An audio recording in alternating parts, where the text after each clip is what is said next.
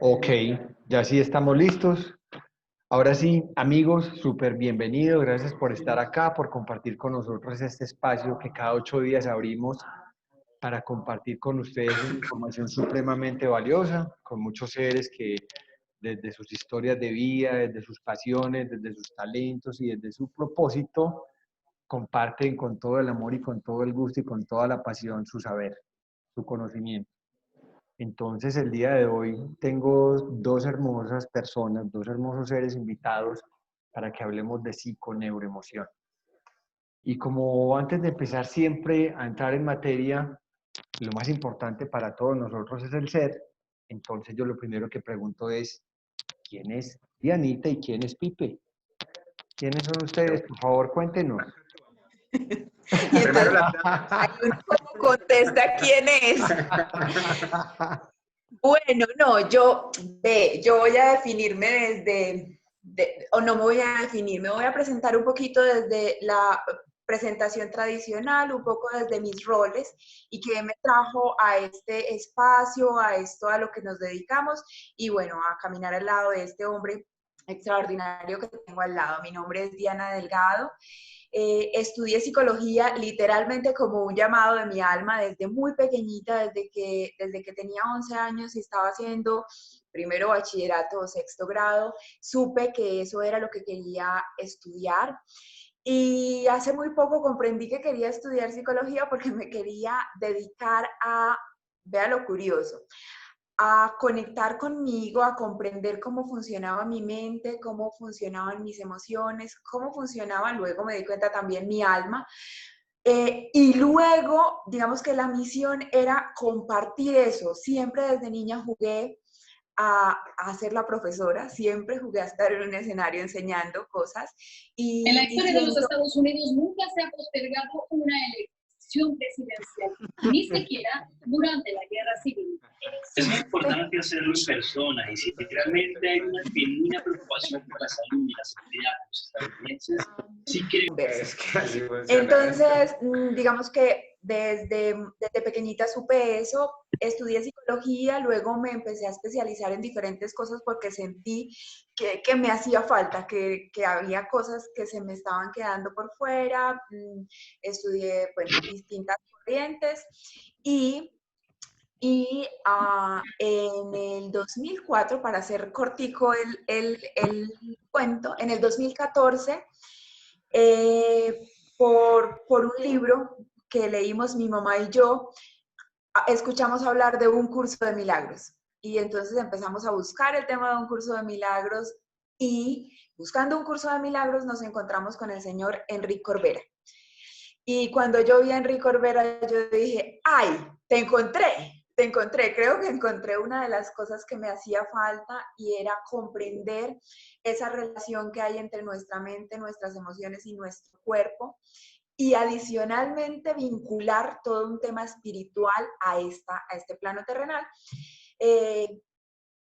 Me enganché con Enrique y esas coincidencias y diosidencias de la vida, llega un señor a Bucaramanga, que es mi ciudad natal, a hablar de este tema de bioneuroemoción. Yo me integro al grupo para estudiar y dentro del grupo de biocinética, que se llamaba ese grupo, había un profesor que estaba muy loco. Llega a dar clase y yo no sé cómo es que yo resulto en consulta con este señor muy loco, y como que ve, como que me cayó bien y salimos del tema consulta y empezamos a hablar de fútbol porque estábamos en pleno mundial, ¿no? 2014. Empezamos a hablar de fútbol, este señor había ido de Medellín,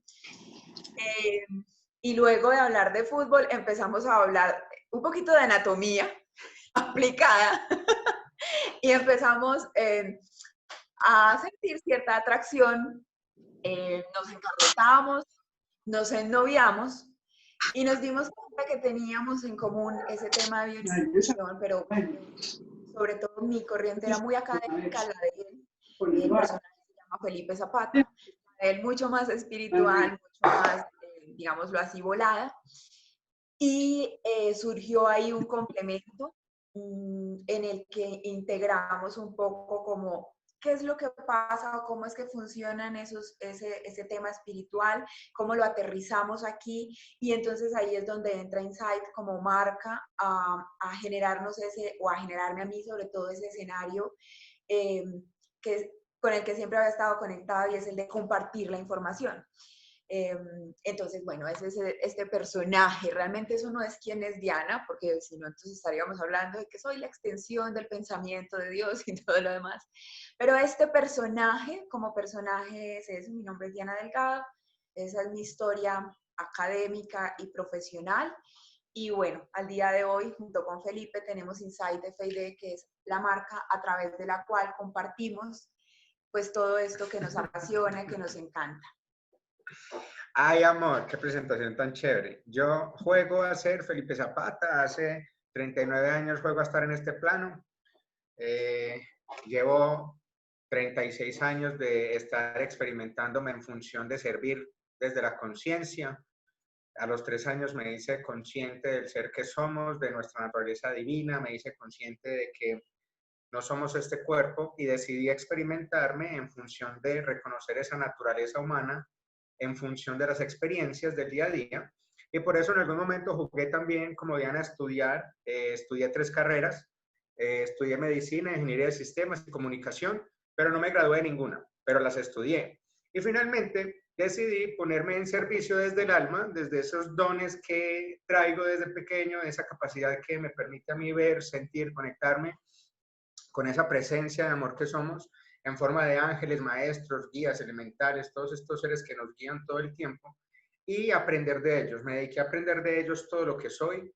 En ese camino de experiencia, sí terminé mis estudios alternativos, sanación con cristales, Reiki, maestría en enneagrama, en hipnosis regresiva, en bioneuromoción, todas esas herramientas que podemos usar en el día a día para reconocer esa divinidad que somos. Y en ese transcurrir, como lo decía Diana, pues tuve la fortuna ya hace 6 años de empezar este caminar con ella, de conciencia a través de reconocernos, de enseñarnos mutuamente, de ser maestros el uno para el otro y de aprendernos todo el tiempo, de reconocernos, de aprendernos, de avanzar, de caminar. Y en ese transitar, pues a través de Insight, llegamos a bioneuromoción.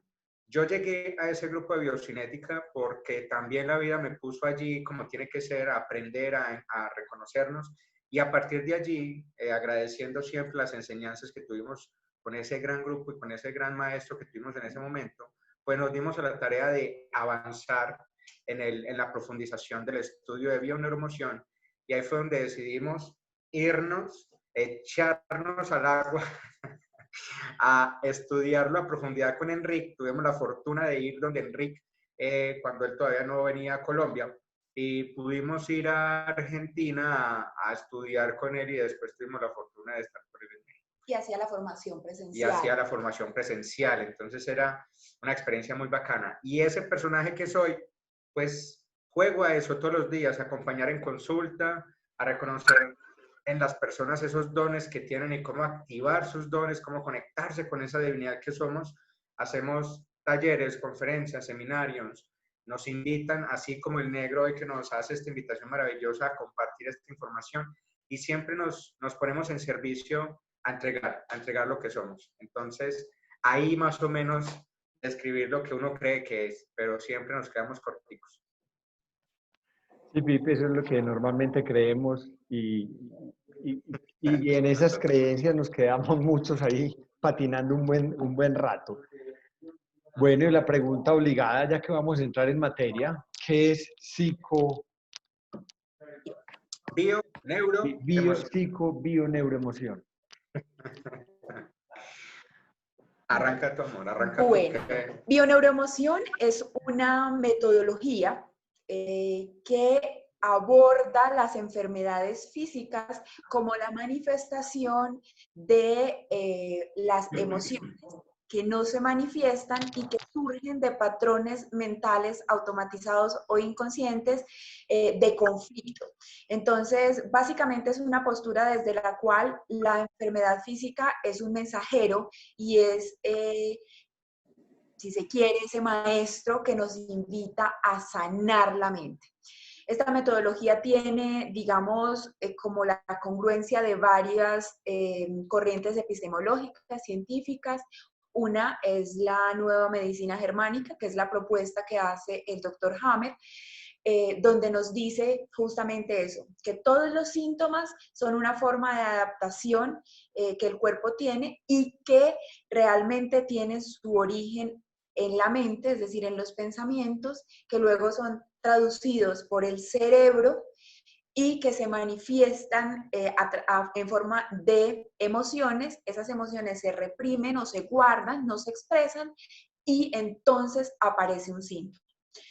Y luego, entonces viene, por ejemplo, la psicología transpersonal a decirnos, ok, y eso que se reprime es como se guarda y se guarda en una cajita que se llama la mente inconsciente. Entonces, lo que hay que ir a ver es qué hay en esa mente inconsciente, en esa mente que se ha automatizado, de la que no nos damos cuenta permanentemente, y qué es lo que el cuerpo nos está invitando a sanar, a sacar, a reinterpretar en esta época de pandemia que está tan de moda el tema de reinventarnos.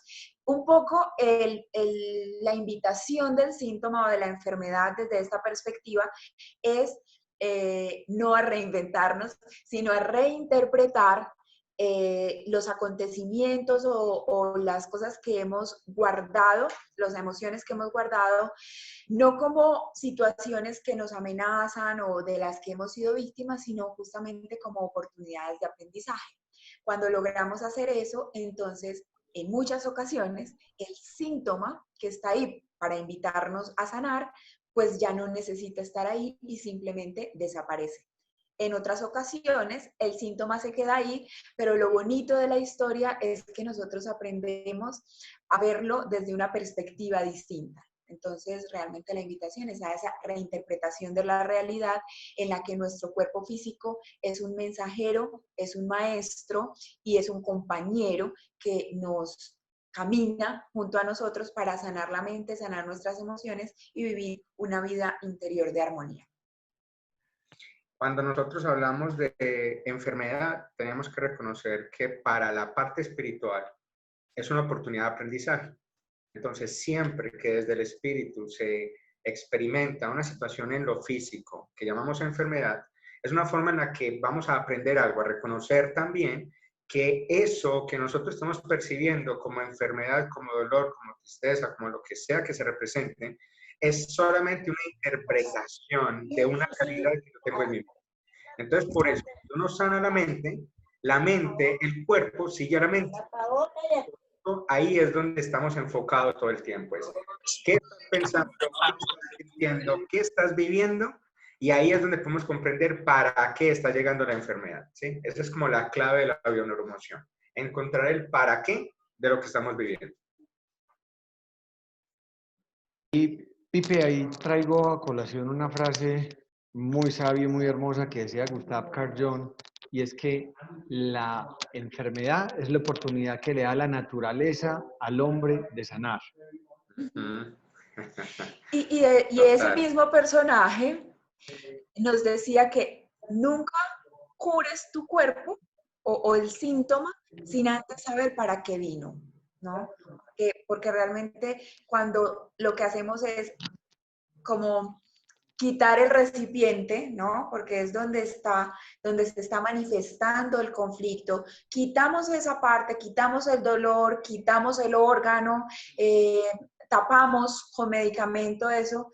No estamos diciendo que no se usen, no estamos diciendo que nos tenemos que quedar prendidos de dolor o en una infección o en digamos, dejando que una enfermedad avance, pero sí nuestra sugerencia es que mientras se hace un tratamiento específico, el que sea que elijamos para un síntoma, podamos comprenderlo, podamos saber qué viniste a enseñarme, qué puedo transformar, para qué estás aquí, para qué esta parte de mi cuerpo se está afectando, porque adicionalmente en esta experiencia física, una de las cosas pues a las que más le ponemos atención justamente es a nuestro cuerpo. Estamos tan identificados con él que mientras no duele, mientras no molesta, mientras nada está extraño, pues todo está perfecto. Pero en el momento en que la cabeza dolió, ¡ay! ¿Esto qué fue? Y entonces me tomo una pastilla. Esa puede ser, te puedes tomar la pastilla, pero adicionalmente pregúntate para qué esa cabecita está doliendo. Probablemente es que esa torrecita de control está muy llena de cosas, está saturada y te está diciendo, calma, calma, ¿no? Entonces es eso, es para qué sentido tiene este síntoma que está apareciendo en mi cuerpo, en mi vida, qué sentido de aprendizaje tiene. Mira que es que hay algo muy bonito también y es que en este mundo que habitamos, a la enfermedad se le ha dado un poder, se le ha dado una connotación de debilidad. Es decir, el que está enfermo está débil, el que está enfermo está en peligro, el que está enfermo está en una situación negativa. Siempre se le ha dado una connotación negativa a la enfermedad como si fuera algo que no debería ocurrir, ¿sí? Pero la verdad es que en una realidad como la que habitamos, hace parte de la experiencia. Lo que es importante es aprender a quitarle el poder a aquello que estamos viendo afuera y poder reconocer nuestro propio poder para crear esa realidad diferente. Es no pelear con la situación, porque ahí es donde la enfermedad se aferra también. Uno quiere sanarse, pero si quiere sanarse, pero sin sanar internamente,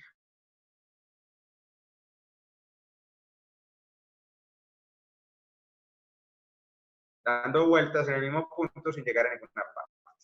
Entonces, ahí es donde la bioneuromoción busca es llegar a ese origen emocional. Es que tú puedas comprender cuáles fueron las razones desde tus emociones, desde tus experiencias, desde tus interpretaciones de la realidad, para saber a dónde hay que ir para transformar esa conciencia y esa interpretación de esa situación. Porque hay que entender que aquello que tú interpretas no significa que sea real como lo estás interpretando. Simplemente desde tu mapa mental tú haces una idea de lo que crees que es la realidad, pero la realidad no es tan real como tú crees, ¿sí? Y ahí es donde se empezará a dar como esa vuelta a reinterpretar esas situaciones o esas vivencias que tenemos en cualquier momento. Bueno, ¿y cuál es la diferencia entre sanar y curar? Qué buena pregunta. Porque por ahí hay otra frase súper hermosa, esa sí no recuerdo de quién es, creo que es oriental, pero no recuerdo el autor. Para sanar tu cuerpo, primero debes sanar tu alma. Entonces, ¿cuál es esa diferencia? Eso es un concepto, sigue siendo un concepto muy interesante por el hecho de que cuando hablamos de curar, nos enfocamos principalmente al curar el cuerpo físico, al quitar el dolor, al quitar el síntoma, pero no sanar internamente. Entonces, la diferencia de sanar y curar es que sanar es liberar, es trascender el conflicto. Curar es yo tapo el conflicto, le pongo cemento a eso como si en algún momento eso no se fuera a volver a abrir, pero cuando yo no he sanado, cuando no he hecho conciencia, pues la situación va a salir por algún lado. Tú le tapas un huequito, pero sale el otro. Es como en las caricaturitas cuando le daban balas a Tom y Jerry y te va lleno de huequitos por todas partes. Él se hacía así, tapaba un huequito y le salía por el otro, huequito. Y es lo mismo. Uno puede taparse los huequitos, pero si uno no cierra de verdad lo que está generando el huequito, pues no hay forma, ¿sí? Entonces, la diferencia entre sanar y curar radica precisamente en eso, en entender el conflicto, trascender el conflicto que lo está generando para poder generar una sanación real, ¿sí? La curación hace parte del proceso también, porque tampoco hay que decir que es malo curar. No, el curar te va a dar un tiempo prudencial en el que tú puedas hacer la sanación, pero si definitivamente quieres trascender la experiencia, hay que sanar esa situación del inconsciente. Los gatos nos enseñan muy bien el tema de curar, ¿no? Porque el gatico, cuando tú entras a un lugar donde has tenido un gato muchos días solito, pues hay olor, ¿no? Y ese es el síntoma, el olor. ¿Qué hace el gato? El gato hace sus necesidades, él defeca y tapa con arena. Y la arena por un tiempo funciona, porque ya hay arenas que nos permiten eso, quitarle el olor. El tema es que para que realmente se limpie, pues hay que ir, no necesariamente a escarbar y hacer todo un tema súper, no, es comprender, ¿cierto? Es comprender cuál es la situación que me trae a manifestar este síntoma y decir, ok, ya dejo de ser la víctima, yo dejo de ser, a mí nadie me atacó, yo realmente esto no es un tema de afuera, es un tema en el que yo, eso me gusta mucho de bioneuroemoción, que nos hace responsables, que nos da la libertad. La única persona que puede sanar tu interior eres tú, no hay otro que pueda hacer algo por ti. Entonces, sanar, en el ejemplo del gato, pues es realmente limpiar la arena, ¿no? Y dejarla nuevamente apta para su función. Entonces, esa es la diferencia. Curar es echarle tierrita, ¿no? Pero sanar realmente es hacer una transformación. ¿Dónde? En el interior, no afuera. Porque un curso de milagros nos dice que nada externo a ti puede amarte ni puede hacerte daño. Y bioneuroemoción ratifica eso. La única persona que ha creado esta enfermedad porque no es consciente de la manera como está interpretando su realidad en conflicto, eres tú. De manera que la persona que tiene el poder para sanar eres tú. Que algunas veces requerimos un acompañamiento, sí. ¿Por qué? Porque el pensamiento de conflicto que está generando el síntoma, generalmente, si no siempre, es inconsciente, es decir, está automatizado, no nos damos cuenta de él, no es tan fácil para nosotros verlo. ¿Qué hace la persona profesional que nos acompaña? Justamente permitirnos caminar con nosotros a ese inconsciente para que nos podamos dar cuenta de cuál es esa interpretación que estamos haciendo y que la podamos transformar. Y hablando de ese tema, pues finalmente, sin hablar mal de nuestra medicina occidental, lo que hace la medicina occidental es solamente curar síntomas, pero realmente no va al fondo de la enfermedad, solamente cura lo que tu cuerpo está expresando desde el síntoma. Así es. Claro, y es que mira que precisamente entrando en el síntoma tiene unas fases, ¿sí? Precisamente cuando hablamos de la bioneuroemoción, nos enseñan que todo conflicto que tú experimentas tiene unas fases. Tiene una fase activa, tiene una fase pasiva, tiene una fase de resolución, tiene una faceta en la que si tú no te has sanado, se repite. Entonces te explica precisamente el paso a paso de cuáles son los momentos en donde está activo un conflicto, cuáles son los momentos en donde hay que tener calma, paciencia, quietud, ¿sí? Porque ahí es donde se está haciendo la reparación, después tener la capacidad de trascender los conflictos y llegar. Entonces, dependiendo de esos momentos donde digamos que eso tiene unos nombres muy científicos que se llaman fase de conflicto, posconflictolisis A o posconflictolisis B, o zona de, ¿cómo se llama? El efecto de la prueba de algodón, y entonces te ponen una situación, la epicrisis, entonces tiene un nombre muy bonito, ¿sí? Pero en esencia, lo que es importante entender es que todo tiene un ciclo, ¿sí? Y si tú en un momento de un ciclo activo entregas un medicamento que es para un ciclo de reparación, pues entonces la enfermedad tiende a ciclarse. Si tú comprendes cómo funcionan los medicamentos en un momento de conciencia de la enfermedad, el medicamento te puede apoyar. Y como tal, va a ir haciendo el proceso mientras tú vas haciendo el proceso de conciencia. Y esa es la invitación que hacemos nosotros todo el tiempo. Es respetar precisamente lo que la medicina sabe, que es trabajar el síntoma, ¿sí? Respetar la manera en la que el médico o la medicina como tal te dice, mira, tómate esto, hazte este examen, hazte esto, porque eso hace parte de la experiencia de aprendizaje. Y después, en la medida en que tú vas haciendo lo necesario internamente, el proceso médico es más corto. Entonces los procesos de sanación se hacen rápido en el interior y los procesos de curación en el cuerpo pues ocurren más rápido también. Entonces ahí es donde uno puede trabajar en equipo, ¿sí? Ahí es donde me parece muy importante integrar esas dos conciencias, la parte médica. Sí, y Y mira que pues yo no sé si es que yo tengo una visión muy romántica, pero siento que en este momento, o probablemente es lo que veo porque en parte es como nuestro contexto, pero cada vez veo que hay más personas del área de la salud que estudiaron medicina tradicional, medicina alopática, que están entrando en contacto con estos temas y que evidentemente pues están haciendo su función desde lo que saben y desde su profesionalismo, pero que también están sugiriendo a las personas como, pero también acompáñate en otros procesos. Además, porque cada vez estamos viendo más incidencia de síntomas físicos asociados a trastornos mentales. Entonces, por ejemplo, un caso típico, personas que tienen cuadro depresivo que jamás consultan por depresión, pero que ese trastorno mental, pues si está ahí, nadie lo atiende, nadie hace nada y seguimos con los mismos hábitos, pues se va a manifestar entonces, ¿en dónde? Donde sí ponemos atención, en el cuerpo. Entonces se somatiza y las personas con trastorno depresivo que nunca consultan por el trastorno depresivo, una de las formas de identificarlas es que normalmente se incapacitan mensualmente, por ejemplo, con una frecuencia específica.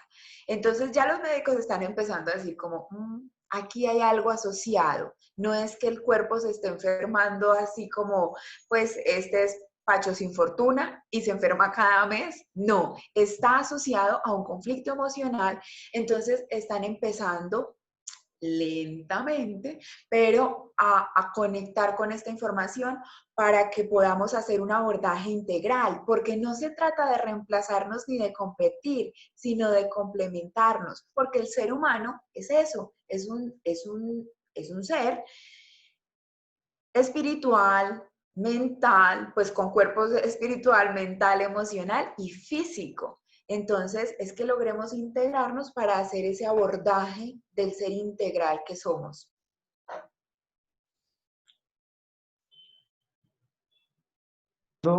Entrando desde occidentales que somos y sabiendo que desde la medicina tradicional china y los orientales tienen claro todos estos temas hace miles de años, pues de hecho para los orientales no existe la enfermedad, existe un desequilibrio que empieza desde lo energético, continúa con lo emocional y luego se expresa a través de lo físico. ¿Cómo es que nosotros como occidentales, porque yo sé que Eric Corbera se basó mucho, pues, se basó en toda la parte científica desde la medicina germánica? Cuéntanos algo de la historia de cómo nosotros como occidentales empezamos a conectar con una información que los orientales ya la tienen clara hace miles de años.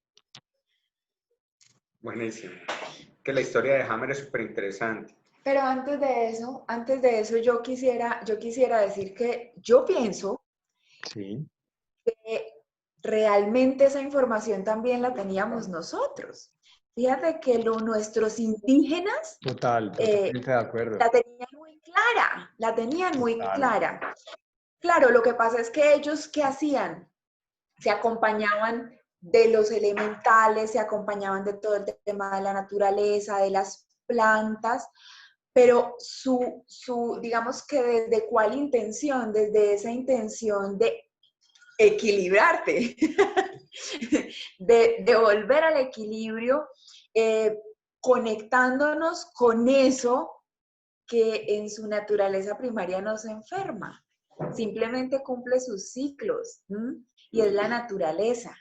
Entonces, digamos que más allá de que haya viajado una información, realmente es que volvemos a conectar con esa que teníamos y también que tenemos desde probablemente otros lenguajes, porque si bien es cierto en Oriente, pues hablamos de meditación trascendental y bueno, de los monjes tibetanos y demás, nosotros tenemos también esa conciencia de equilibrio, esa conciencia de unidad, de comunidad, de sabiduría y de equilibrio desde nuestros orígenes indígenas, que tenían esa claridad.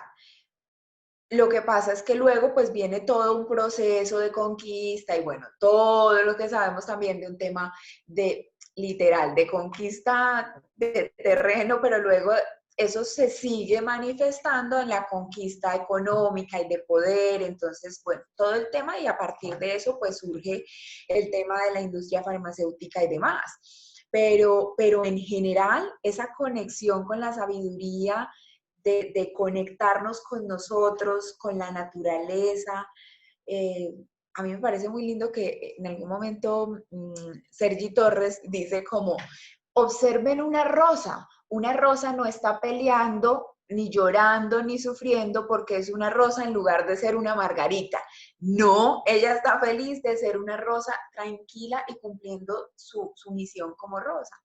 Entonces, ese es uno de los orígenes de los desequilibrios, que el ser humano, claro, por toda su historia, por toda la historia que hemos vivido y sobre todo los seres humanos civilizados, pues estamos en esa competencia y en ese querer hacer otra cosa, querer ser otra cosa de la que somos. Entonces entramos en competencias y a partir de eso en muchos conflictos. Entonces me parece ahí como el tema, que más de que viajara, nos conectamos nuevamente. Sí, digamos que partiendo como de la pregunta del negro, de dónde Enrique como que sale con todo este tema, digamos que así como fue para Fletch cuando él sale con la biodecodificación y Enrique que fueron a estudiar con Hammer como tal lo que hace es desde la medicina, él trasciende las formas. ¿Por qué? Porque Hammer es un médico, radiólogo, él era también médico internista, creo. No estoy seguro, no quiero decir mentiras, pero tenía varias especialidades. Creo que oncólogo. Entonces, imagínate, médico, oncólogo, radiólogo, el man tenía cuánto conocimiento médico había. Pero había estudiado teología, y esto es muy importante porque tenía ese concepto además de trascendencia, ¿no? Independientemente de la divinidad en la que creyera, tenía también ese concepto de somos más que este cuerpo, y eso me parece claro, chévere. Y entonces cuando él está en esa experiencia en donde él se entera que a su hijo le disparan y después su hijo fallece, pues en esa experiencia, a partir de esa experiencia, él desarrolla un cáncer de testículo y su esposa desarrolla un cáncer de seno.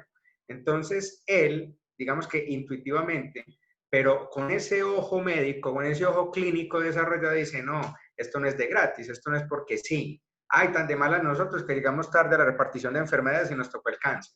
No, él lo que hace es una observación consciente de unas circunstancias que ocurrieron en un determinado momento y con un impacto emocional.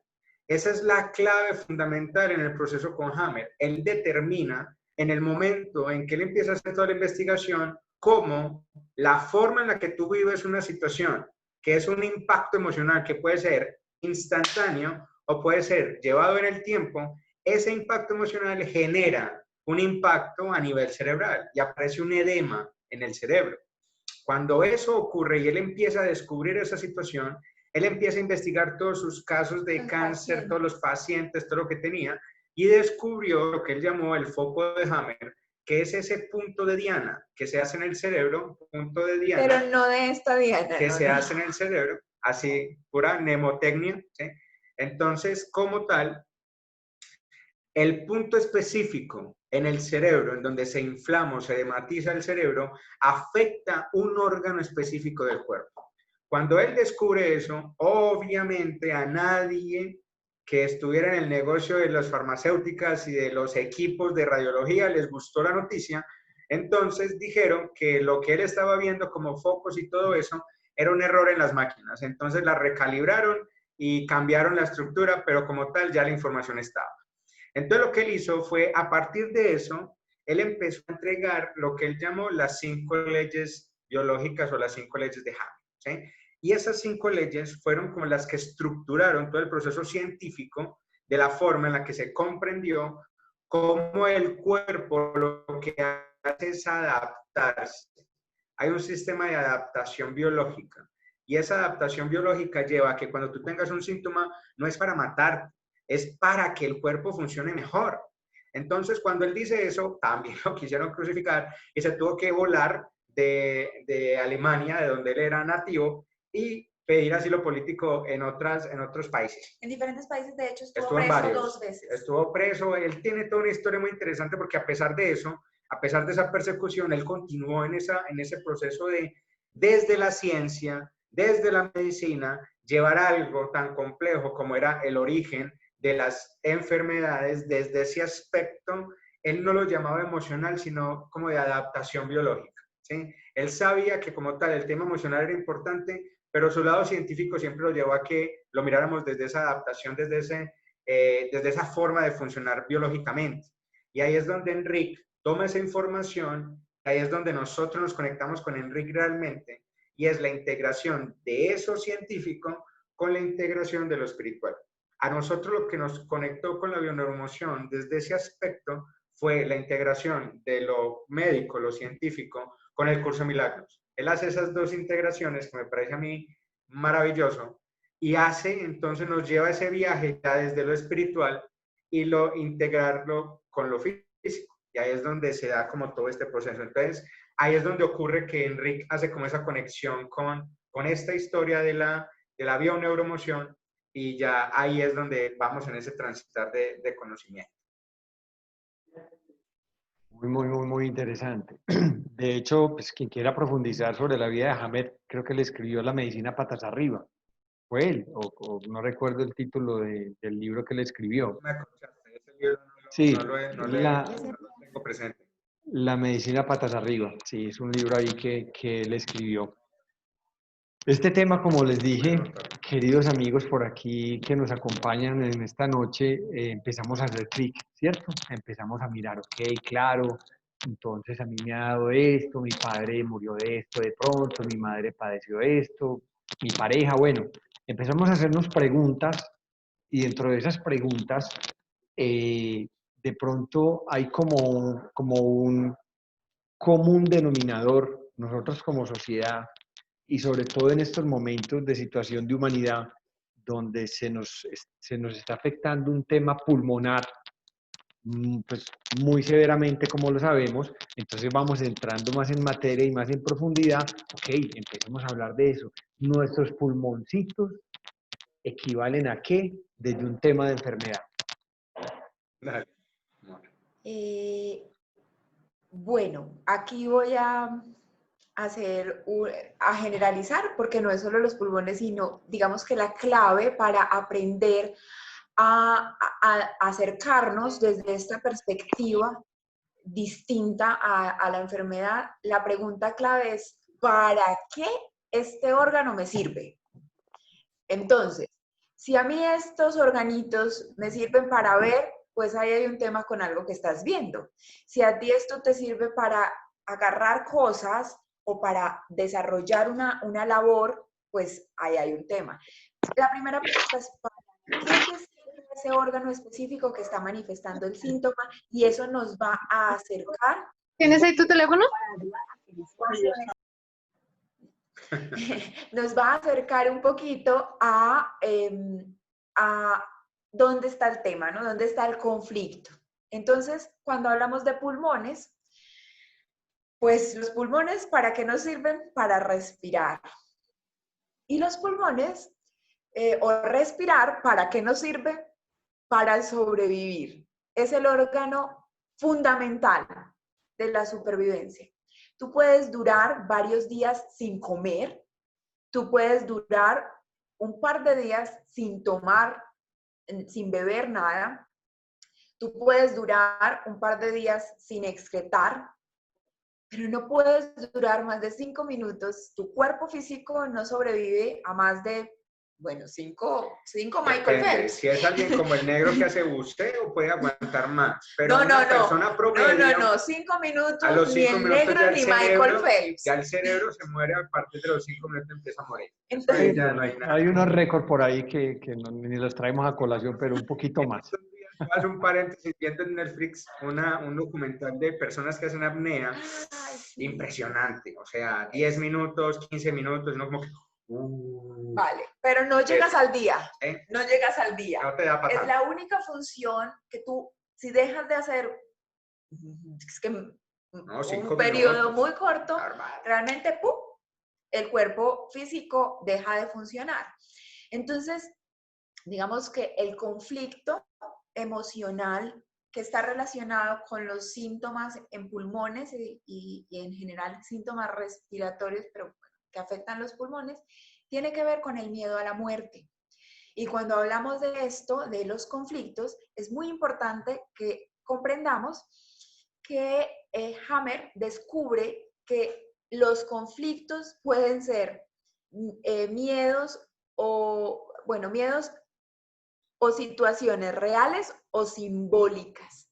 Entonces, cuando hablamos de miedo a la muerte, no necesariamente es que estemos paniqueados de que literal este cuerpo físico va a dejar de funcionar, sino que voy a morir a mi identidad. Entonces, puedo tener miedo a la muerte cuando pues evidentemente viene un camión y me va a atropellar, pero también el miedo a la muerte puede ser, estoy en un conflicto de pareja muy grande y mi identificación, lo que yo soy, lo defino a través de esa relación de pareja. O, por ejemplo, ha fallecido un hijo o fallecieron mis padres y yo siento que yo ya me voy a morir. O sea, miedo a la muerte tiene que ver también con ese miedo a dejar de ser o a poder identificarme con lo que yo me he identificado que soy. Entonces, no es solo la muerte del cuerpo, sino a la muerte como identidad. Entonces, eso por un lado.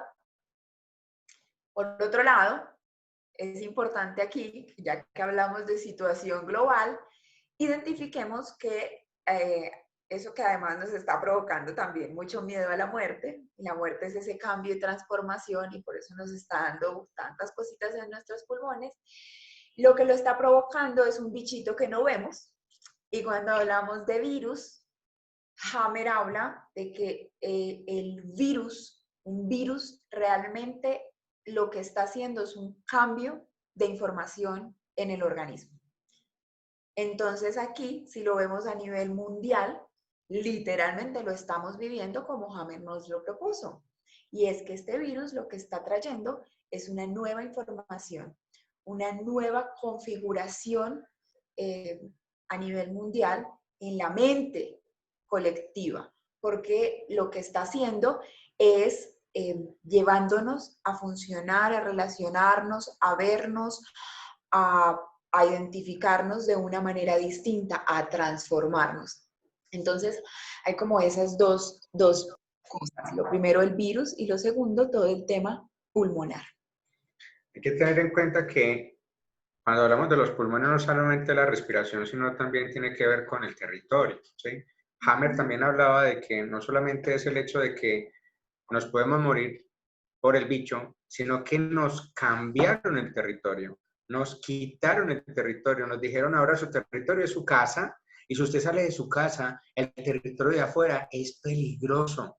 No salga a la calle sin tapabocas porque se puede morir. Entonces, ¿qué pasa? Nos están dando una información donde también nuestros bronquios se van a ver afectados. Entonces, los pulmones se dividen en bronquios y alvéolos, ¿sí? Como en los dos grandes grupos que vamos a tener ahí. Los alvéolos que se encargan de todo el intercambio de oxígeno y CO2, y los bronquios que se encargan de llevar el oxígeno de que llegue como tal y se pueda distribuir. ¿Qué pasa? Cuando nosotros perdemos el territorio, cuando nosotros tenemos un conflicto de territorio, también se afecta la zona pulmonar. Entonces, ¿qué pasa? Las personas que se infectan con el COVID, ¿qué pasa? Desarrollan un conflicto tan profundo de no poder respirar que todas sus vías respiratorias se cierran y ahí es donde se exacerban los síntomas que ya tenían antes, ¿sí? Pero ¿qué pasa? Esto es un miedo psicológico, ¿sí? Y ese miedo psicológico se vuelve realidad para cada uno desde su propio mundo, ¿sí? Por eso hay que entender que algunas personas pueden ver esto desde la calma y decir, vale, ahí está, pero yo no entro en la película del miedo y como tal no será necesario para mí el síntoma, como también dirá el otro que lo quiera vivir desde su propio miedo, desde su propia experiencia de miedo y atraerá para sí el síntoma, ¿sí? Porque ahí es donde tenemos que entender que igual no significa que, por ejemplo, desde mi perspectiva, yo no puedo adquirir el síntoma, lo puedo adquirir, pero si yo no vivo en miedo, puedo ser uno de esos porcentajes que lo vive asintomáticamente. Lo que adquiere es el virus. Claro, no adquiero el virus porque yo estoy en mi desaparece. proceso de transformación de información, pero como tal, pues no desarrollo la fase crítica porque no es necesario para mi proceso de aprendizaje. Y ahí es donde hay que entender que cada uno lo va a vivir desde su propia conciencia y cada uno se debe hacer responsable de sí mismo en función de cómo asume su autocuidado, su propia percepción, su propia observación de la experiencia, porque como tal, si el virus fuera igual para todos, pues entonces estaríamos ante una situación donde no depende de uno. Pero si se dan cuenta, hay muchas personas que se infectan, muchas personas que no tienen síntomas y muchas personas que se mueren. ¿Por qué unos se mueren y por qué otros no? Por la intensidad como tú lo vivas en tu mente, ¿sí? Y ahí es donde se van a ver muchas situaciones diferentes en esta experiencia. Entonces, por eso los pulmones, desde esa supervivencia, se afectan, ¿sí? Esa es la información que habla James o que nos enseña la bio desde cómo nos están cambiando la realidad. Tu territorio cambió, tu expectativa de salir a vivir una vida normal, entre comillas, cambió, tu percepción de vida cambió radicalmente a partir de la información. Entonces, ahí es donde se ve reflejado ese síntoma como tal.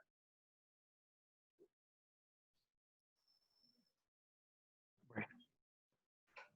Ok, por aquí seguimos teniendo algunos inconvenienticos. Por favor, atentos los amigos que están acompañándonos a abrir su micrófono, que hemos tenido ya como varias interrupciones. Bueno, seguimos avanzando entonces mientras Liz encuentra por ahí su... Un segundo. Ya. Ok. Listo, pues. Están silenciados. Bueno, ya que empezamos como de lo macro, desde lo que estamos viviendo como humanidad, vamos entonces a entrar un poco más en ese mundo de cada uno de nosotros, en ese mundo interior, donde entonces ya desde la comprensión de que esa enfermedad es la expresión de algo que desde lo emocional yo no he podido manifestarlo, no he podido llevarlo dentro de un proceso más consciente, pero que está ahí como desde un observador inconsciente. Entonces, desde lo que le generó a Hammer su llamada de atención, que fue el cáncer, y que es lo que finalmente más tememos nosotros como humanidad, porque sabemos que desde el cáncer es una enfermedad mortal, prácticamente la mayoría de esos cánceres, y que el porcentaje es muy grande el de muerte. Desde su propia experiencia, ustedes como, como coaches, como sanadores, desde lo que desarrollan o desarrollamos, porque yo también estuve con ustedes en este proceso y otros pinitos que hemos hecho por ahí, dentro de ese mundo de sanar desde lo que manifiesta la enfermedad, ustedes dentro de los temas del cáncer, ¿qué han encontrado como en común? Hablemos del sexo femenino, donde la mayor manifestación de ese cáncer es el cáncer de seno. Hablemos un poco, por favor, de ese cáncer. Dale, amor, que tú, mejor dicho, experta en el tema. Bueno, el cáncer de seno es uno de los síntomas que Hammer más estudió. Entonces, es como súper específico en los cuadrantes, en la lateralidad, en un montón de cosas. A mí me gusta hacer muy coquito, porque eso hace que las personas puedan acercarse a sus propias experiencias y puedan hacer sus propias comprensiones. Acuérdense que la respuesta que empezamos a la pregunta anterior es ¿para qué me sirve este órgano? Entonces, las mamas, ¿para qué sirven? Las mamas sirven para proteger y alimentar a las crías. Esa es su función principal, ¿cierto? Por un lado. Por otro lado, es un órgano, es un tejido que sirve además como, o más bien, más allá de servir, nos identifica como hembras, como mujeres, ¿cierto? Como femenino. Entonces, por eso la incidencia de cáncer de mama es muchísimo mayor en mujeres que en hombres, pero también les da a los hombres. Eso es importante tenerlo en cuenta. Entonces, hay dos conflictos específicos o generales más bien, que afectan el tema mamas. Y son conflictos relacionados con pérdidas o en su relación con los hijos, y esto puede ser hijos reales o simbólicos, es decir, un hijo, un bebé, pero también, por ejemplo, una mascota que yo tengo como mi hijo, un proyecto que para mí es mi hijo, y si me quitaran eso sería como si me arrancaran a mi hijo de mi lado. Entonces, probablemente para nosotros, si un día Insight desaparece, pues bueno, tendremos que gestionarlo, pero digamos que en el simbólico Insight es hijo nuestro, es una marca que nosotros creamos, alimentamos, apoyamos. Entonces, en general, conflicto de pérdida o de no poder proteger a mis hijos, a mis crías, a eso, a lo que yo le he dado vida. Y conflictos con pareja, pérdida de pareja, pérdida, no poder proteger a mi pareja o no sentirme protegida o proveída por mi pareja. Y temas también están relacionados con temas de desvalorización con respecto a mi feminidad, a mi rol de mujer, a mi rol de energía femenina. Entonces, digamos que esos tres están relacionados con estos síntomas. Hay una gran incidencia de cáncer de mama porque evidentemente el rol de madre, pues en culturas como la nuestra, es un rol pues bien complejo, pero adicionalmente la exigencia de lo que una mujer debe ser, ¿no? Entonces hay mucho miedo, hay mucho conflicto en el sentirse desvalorizadas, en el sentirse maltratadas, en el sentirse desprotegidas dentro de su ambiente y de su núcleo familiar. Este es un síntoma que habla específicamente de conflictos dentro del núcleo familiar, en lo más cercano. Ahí normalmente no es como, ay, es que se fue alguien de mi equipo de trabajo que yo consideraba muy importante y era mi subalterno. No, no, no. Es una cosa que está vinculada de una manera muy, muy fuerte, digamos, afectivamente. Ahora, hay alguien que dice acá de tema de padres y madres, eso cuando ese padre o esa madre es vista o es vivida como su hijo o como su pareja. Pero digamos que el conflicto está asociado a hijos y a pareja y a rol femenino, a rol femenino, al sentirme que sí estoy siendo proveída desde un masculino que me cuida, que me protege, que me apoya y que yo puedo responder a él también desde mi rol como organizadora del núcleo familiar. Y sobre todo también con los hijos. ¿Qué pasa? Hay que entender, y voy a atreverme, negrito, a hacerte una corrección. ¿Listo? El cáncer no mata. Lo que mata es el miedo. ¿Listo? Voy a hacerlo con todo el amor, atreverme a hacerlo, porque el cáncer no es una enfermedad amenazante, maligna, terrorífica, sino que el cáncer, como todas las enfermedades, es información, ¿sí? Y lo que hemos comprendido del cáncer es que el cáncer, cuando llega a un órgano o cuando se experimenta el cáncer en un órgano, que es la multiplicación de células de manera desaforada, desordenada, ¿sí? Donde se perdió el equilibrio, lo que el organismo está buscando realmente es hacer que ese órgano funcione más, ¿sí? Que haya más de eso. Entonces, que haya más hígado, que haya más seno, que haya más células, que haya más hígado, que haya más intestinos, que haya más estómago.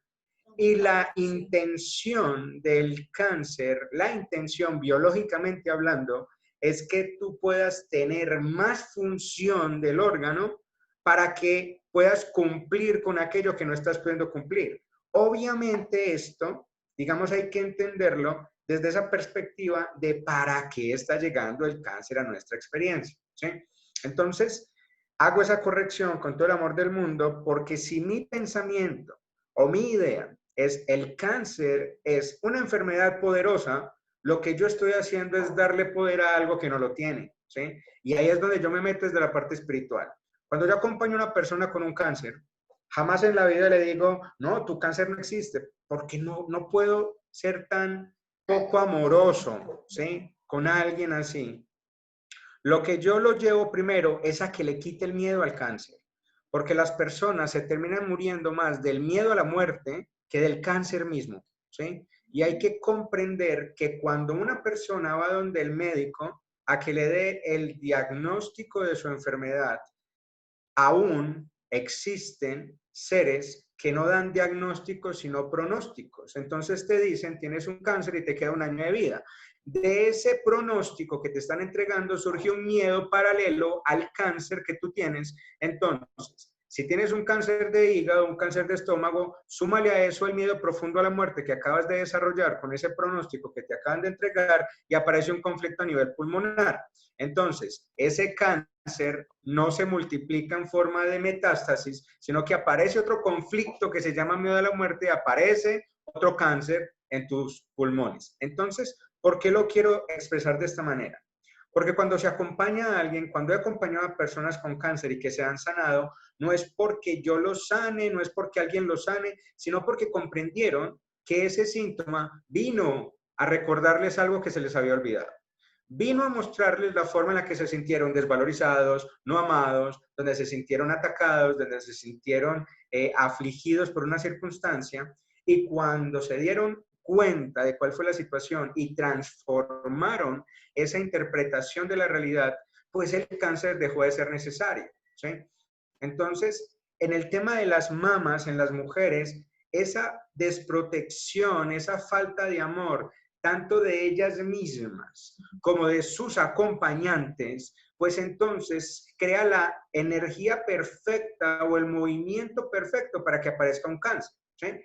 Y a partir de allí, si tú lo vives con miedo, con terror, pues entonces vas a vivir una situación en donde tu cuerpo lo va a vivir, donde vas a soltar adrenalina, vas a estar en estado de estrés, cortisol, vas a tener una mayor oxidación de las células y entonces hay más cáncer, ¿sí? ¿Por qué dentro de los tratamientos de cáncer se busca que haya una alcalinización del pH del cuerpo? Pues porque eso hace que las células funcionen diferente, ¿sí? Entonces, ¿qué pasa? Eso en dónde radica en tu mente. Por eso, cuando se va a afrontar un cáncer, aunque hay términos muy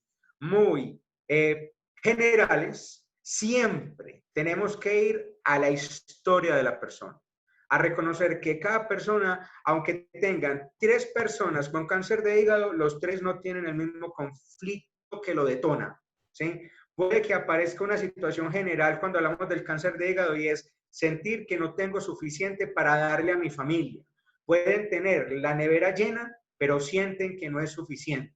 Sienten que no pueden proveer suficiente. Entonces el hígado trata de hacerse más grande para producir más enzimas, para ayudar a que todo el sistema metabólico funcione mejor y el sistema de deglución de los alimentos. Y él lo que está entendiendo es que así coma 1000 cosas, jamás me lleno. Y ese conflicto es diferente en cada persona. Entonces ahí es donde es importante, desde lo general, llegar a lo personal, llegar a cada estructura del cáncer, tiene una estructura mental que se detona de manera diferente, pero como tal, hay que empezar por el primer paso y es dejar de darle fuerza a lo que no lo tiene, ¿sí? Entrenar la mente a que por lo menos dejen de ver el cáncer como el que me quiere matar para verlo como el maestro que me quiere enseñar algo, ¿sí? Y a partir de ahí ya hay un gran cambio en la conciencia de la persona. Hay una cosa que quiero apuntar y es que si bien es cierto, digamos que desde esta perspectiva también lo que encontramos es dónde está el conflicto, es importantísimo comprender que es el conflicto que la persona está percibiendo. Entonces, como es una percepción, no es el conflicto en realidad. Puede que si hablamos de cáncer de seno, o sea, una mujer, digamos que es una mujer la que tiene el síntoma y es una mujer que tiene una vida perfecta a los ojos de otro, pero para ella su interpretación, lo que ella está viviendo, la manera como lo está viviendo, es lo que está generando el síntoma. Entonces, por eso, digamos que sí hay cosas generales y de ahí partimos, ¿cierto? Es como el hilito de Ariadna que nos va llevando a encontrar la salida del laberinto, de ahí partimos, pero seguimos de acuerdo a la manera, a la historia de la persona y sobre todo a cómo ella hace sus propias interpretaciones, porque de ahí es de donde aparece el síntoma. Puede que haya una persona que pues que no tenga ninguna amenaza a su alrededor, pero ella interpreta que el viento la amenaza. Entonces, esa interpretación, en este momento hay personas que están interpretando que respirar en su balcón puede ser una amenaza. Un abrazo hoy es una amenaza. Un abrazo es una amenaza. Entonces, es la interpretación. Por eso es lo que Felipe también hablaba hoy de cuántas personas, todos estamos expuestos al mismo innombrable, pero todos lo estamos viviendo de una manera distinta.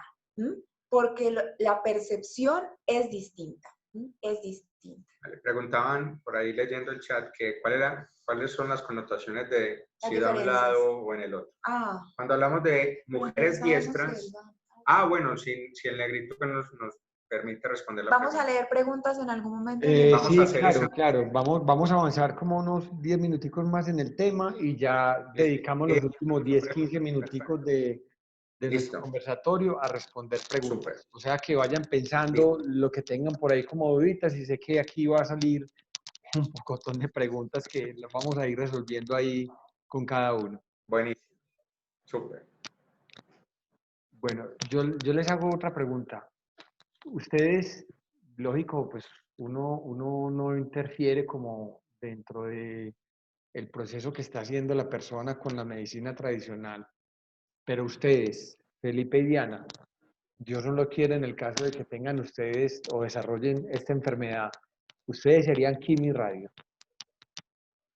Lo tengo clarísimo y no. Clarísimo. De hecho, ya se lo dije a las dos personas que podrían quitarse el pelo porque yo diga que no, y son Felipe y mi mamá. Y los dos tienen clarísimo que en un momento de diagnóstico, yo, Diana, este personaje, no. Te voy a decir algo. En consulta he tenido personas que toman diferentes decisiones. Unos que se la hacen y otros que no. Y es perfecto. Cuando yo, Diana, acompaño a alguien a que haga este tipo de procedimientos, cuando la persona se siente segura haciéndolo. Es como, no, si yo no me hago esto, me muero del miedo. Entonces le digo, sí, te vas a morir del miedo. Entonces, hazle, ponle una mentalidad distinta, hazle, ¿cierto? Y sigue tu proceso acompañándote de esto otro. Otra persona me dijo, no me interesa, yo voy a hacer mi historia, no voy a hacer nada de eso. Y estoy hablando de dos personas con pronósticos horribles, las dos, que están hoy perfectamente, las dos personas. Pero así, pero cuando la respuesta es así, o sea, tú me preguntas y yo no.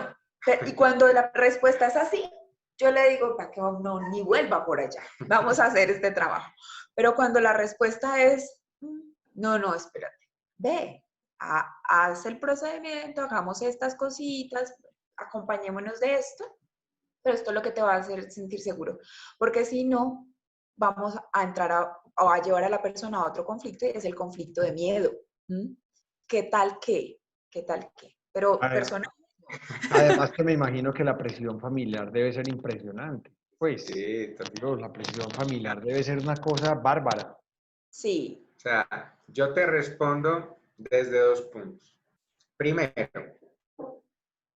es una respuesta que obviamente es hipotética desde la alucinación. Claro. Y desde la alucinación yo te podría decir, no sé, porque como no estoy viviendo la experiencia, no sabría, porque uno muchas veces dice, el día que me atraquen, pucha, yo entrego el celular, pero el día que lo atracan a uno, puede que uno le meta 3 puños al ladrón y salga corriendo, ¿cierto?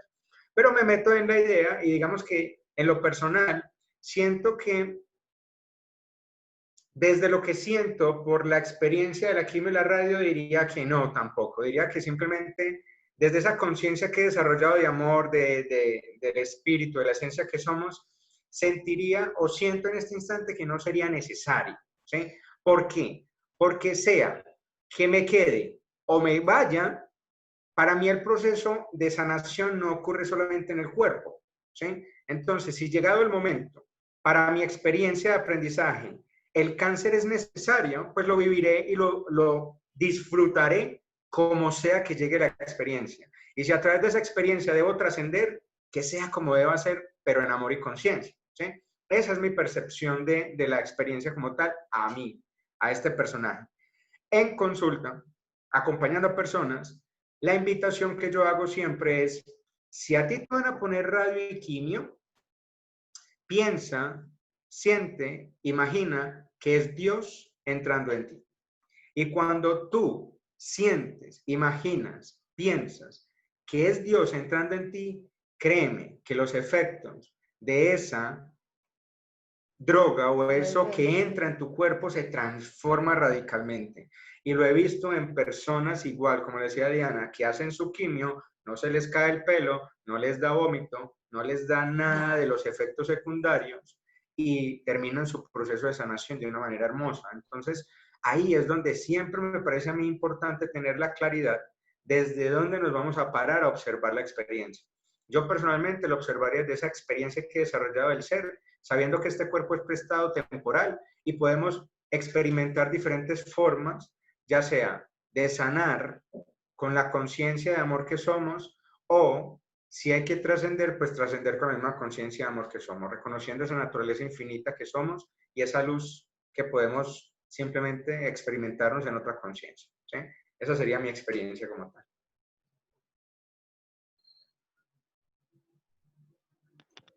Clara la respuesta, sí. Y bueno, Yo te quiero contar algo. ¿Por qué fue tan? No. Es que sí, algo. el dolor de cabeza. O sea, no, pues no me tomo una aspirina, pues es que no me gusta, no me gusta. Es más, si te digo, claro, hay momentos en los que los síntomas son incómodos, pero a veces también te puedo decir una cosa que va a sonar muy rara, todo lo raro que pueda ser, pero a veces también el disfrutar el síntoma, ¿no? El cómo a mí me duele la cabeza, o sea, cómo mi cabeza duele, cómo me duele el estómago, cómo me da un daño de estómago, cómo se comporta un resfriado en mí, cómo se comporta este personaje Diana, que ha interiorizado ciertas cosas con un resfriado.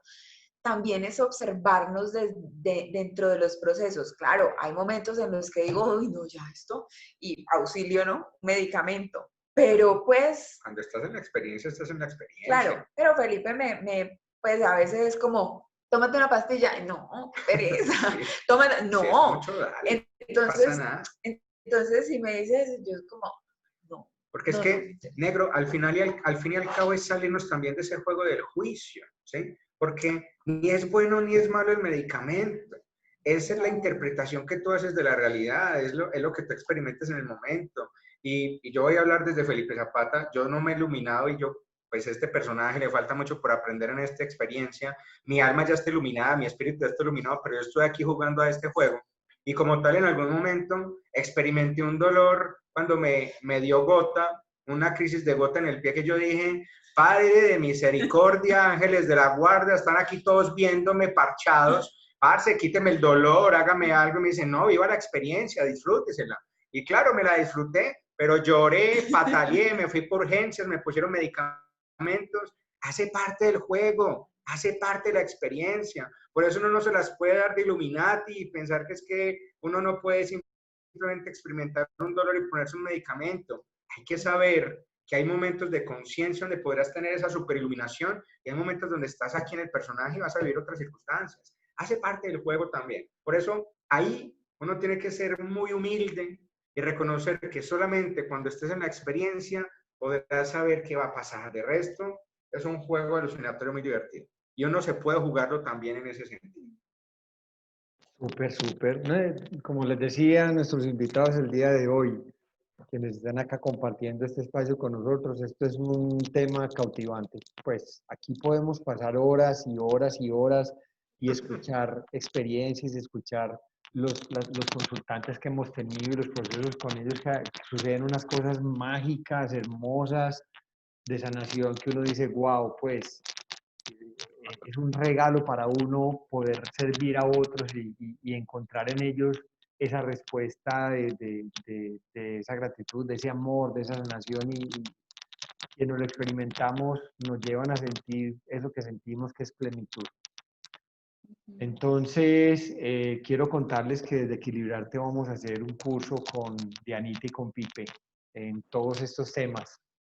Lo estamos estructurando ya y les estaremos contando chismecitos al respecto de cuándo iniciamos, intensidad, costos, bueno, todo. Estamos terminando de estructurarlo. Para hacer la última pregunta de parte mía y seguir adelante con nuestros participantes y sus dudas, que sé que van a ser súper chéveres las preguntas, desde la experiencia de ustedes, ¿qué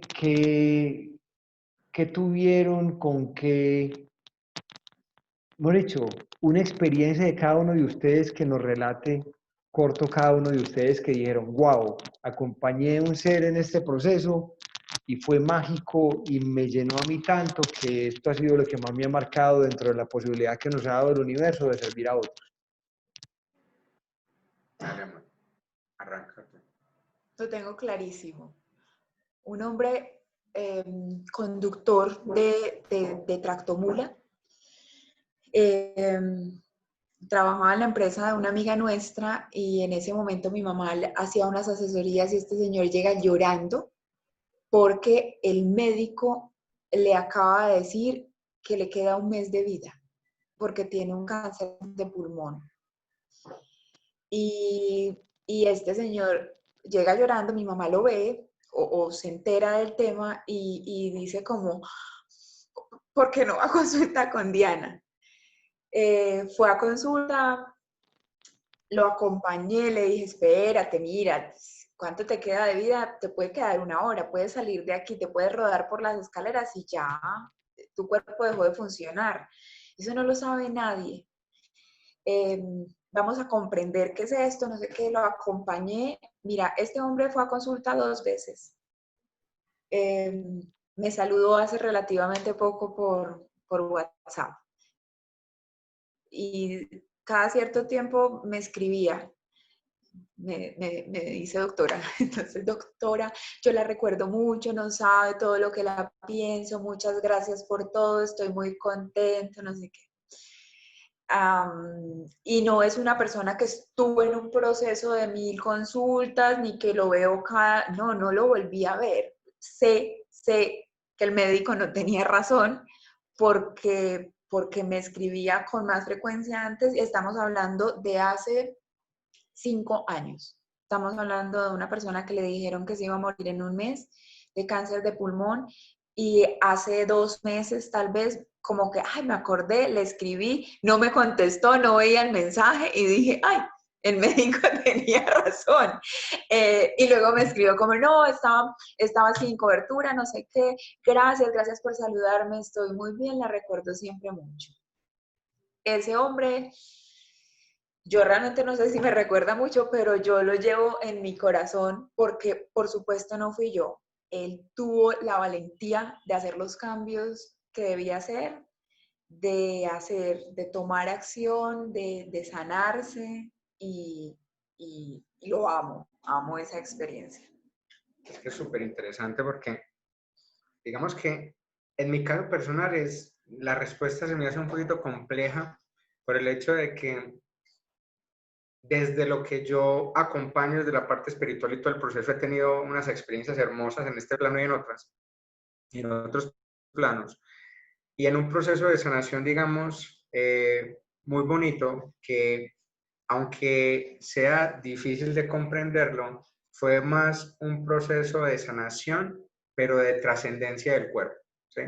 Es de un ser que como tal, en algún momento, ya su cuerpo pues simplemente no estaba ya en un punto de sanarse, ¿sí? Pero su sanación fue de su alma, fue la sanación de su mente, fue el irse consciente de que era un ser eterno, amoroso, y que como tal, lo único que iba a iniciar era un viaje de aventura, ¿sí? Y fue un personaje que llegó a mi experiencia ya cuando estaba en su cáncer terminal, un cáncer de hígado con metástasis ya en todo el cuerpo, y donde ya literalmente estaba postrado en una cama, y cuando a mí me llevan, él estaba en una clínica, yo lo vi y fue muy gracioso, perdón que lo diga de esta manera, pero él llevaba más de una semana sin abrir los ojos. Él ya estaba en un punto donde decía, los médicos pues ya no tenían una buena respuesta ni nada, y cuando yo entré a la habitación abrió los ojos. Y lo primero que dice es, llegó el ángel por mí. Entonces yo me reí porque yo dije, uy, ya me están viendo alitas y todo. Entonces, en ese instante, cuando él abre los ojos y la familia dice, aquí, ¿qué pasó? Realmente para mí fue una experiencia muy bonita, porque en esa experiencia, cuando él abre los ojos y dice, ahora sí estoy listo para saber quién soy, porque él estaba teniendo unas experiencias en las que decía, estoy alucinando con un montón de cosas que yo no sé qué es y yo no creo en nada de esto. Entonces yo quiero saber este juego qué es porque yo estoy alucinando, yo quiero saber qué está pasando conmigo. Y en un proceso de 2 días, donde lo acompaño en ese proceso, él finalmente despierta y dice, ya sé, yo no tengo que creer, solo ser. Y esa fue la frase con la que él se despide de esta tierra, ¿sí? Y es un proceso hermoso porque la familia como tal entiende este proceso y es un proceso de sanación familiar muy grande, pero hoy es que me acuerdo y se me erizan los pies, los pelitos, porque es ese despertar de conciencia, porque comprender, así como una amiga que dice, me dice, que no somos este cuerpo, y eso también es sanación, y eso también es sanar, y eso también es transformar, y eso también es avanzar. Entonces, porque también era un momento en el que yo creía que sanar también era solamente el cuerpo, y eso fue para mí un aprendizaje muy hermoso, porque fue dentro de mis primeros acompañamientos que hice, y poder ver esa experiencia de decir, wow, Dios, o sea, de verdad ver ya su proceso de salir del cuerpo en amor, en conciencia, en gratitud, es algo hermoso, y eso a mí me marcó muchísimo, y fue un proceso muy interesante. Fue muy bonito. Qué bonito, Pipe. Con la historia que contaste de Anita, recuerdo mucho una frase que le escuché a este médico, Puck, no recuerdo el nombre bien de él, y él decía, quédate con el diagnóstico, pero no te quedes nunca con el pronóstico. El pronóstico, nadie tiene la certeza de que vas a durar 1 mes, 2 meses. Es más, se puede morir primero el médico que tú. Pues de hecho, mi padre tenía un enfisema pulmonar. Él lo desahuciaron y duró 25 años. Desahuciado. Desahuciado. Además, es porque él tomó conciencia, porque éramos una cantidad de hermanos chiquitos y él tenía un pueblo encima por terminar de criar. Y él se puso las pilas a estudiar botánica y desarrolló un jugo que lo llamábamos el jugo verde. Y eso sanó personas y personas y personas de asma, de efisema, de mil cosas, pues. Pero pues esa es la prueba fehaciente, nunca te quedes con el pronóstico, el diagnóstico perfecto, venga que yo tomo conciencia a través de ese diagnóstico, pero el pronóstico, déjamelo hasta ahí. Yo aprendí eso una noche que iba caminando con mi mamá después de hacer una visita donde una amiga, y mi mamá, hoy todavía no sabemos qué fue lo que pasó, ella se tropieza y en el lugar donde se cae había un ladrillo roto, partido. Y esta aterriza justo la cabeza en el ladrillo. Mira, una chaguala, así. Chaguala dice Chaguala dice para traducir, solo lo digo pues como... Ya saben, yo traduzco santanderiano, paisa, paisa, santanderiano. Y en ese momento, tal vez ha sido como el momento en el que yo digo, pues uno se cae literalmente de sus pies y se mata. Entonces, cada vez que este está muy viejito, que está muy enfermo, que está, no, salíamos de una visita. O sea, para morirse no se necesita sino estar vivo y uno no se muere en la víspera. Esas dos frases de mis abuelos las tengo clarísimas. Entonces, claro, y a las personas en muchas ocasiones, en lugar de diagnósticos, les dan pronósticos. Bueno, perfecto. Llevamos hora y media de esta apasionante tema, pues que a todos nos pone a vibrar. Entonces llegó el momento de responderle a nuestros acompañantes el día de hoy en este conversatorio, de responder sus dudas. Ahí veo en el chat que ya hay algunas, para que vayan copiando por favor ahí las dudas que les surjan. Entonces, por favor, adelante Pipe, Dianita. La primera es cómo se interpreta según el lado en el que aparece. ¿Cuáles son las diferencias entre biodescodificación, bioneuroemoción, reiki, sanación pránica y otras 1000 que hay? Y otras 500. Bueno, digamos que hay un tema general de lateralidad, entonces en personas, está hablando esta persona, nos está preguntando es de cáncer de mama. Como les decía, esto es un pasón y es una cosa general que se tiene que profundizar con cada persona, pero la generalidad que nos enseñan es que en las personas diestras, el seno izquierdo está relacionado con hijos, con descendencia, y el seno derecho está relacionado con pareja. Y en las personas zurdas, pues se cambia. El seno derecho está relacionado con descendencia, el seno izquierdo relacionado con pareja o colaterales. Bueno, entre biodescodificación, bioneuroemoción... Perdón, Dianita. Eso me acuerda de un libro donde Enrique hace el prólogo del libro, ¿sí? Y él dice, es que hay personas que necesitan ir al Tíbet y necesitan ir a hacer sanación de yo no sé qué y sanación de yo no sé qué, y inventa como 20 tipos de sanaciones. Básicamente, la diferencia entre bioneuroemoción y biodecodificación se llama derechos de autor, ¿ok? ¿Por qué? No. Voy a explicarlo porque, pues, espera. ¿Qué pasa? Ahí depende, Enrique. ¿Qué pasa? Enrique Corbera integra Curso de Milagros. Fletch, que es el creador de la palabra biodecodificación, no integra Curso de Milagros. Esa es una gran diferencia. ¿Por qué digo derechos de autor? Porque Fletch, el que acuñó la palabra biodecodificación, le puso derechos de autor. Y Enrique en algún momento tuvo conflictos con él porque en un libro que él sacó, los primeros, puso biodecodificación.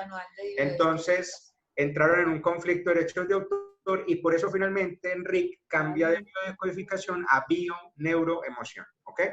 Entonces, lo que hay que entender es que la gran diferencia es que Enrique integra Curso de Milagros. ¿Sí? Cuando él integra Curso de Milagros, cambia radicalmente la percepción de lo que es la biodecodificación a lo que es la bioneuroemoción. ¿Ok? Hay que entender entonces que los otros métodos, por ejemplo, el Reiki como tal es una técnica, es una herramienta milenaria que como tal surge a través de unos símbolos y de unos trabajos más desde lo espiritual, pero al fin y al cabo también te lleva a trascender el conflicto desde llegar al origen.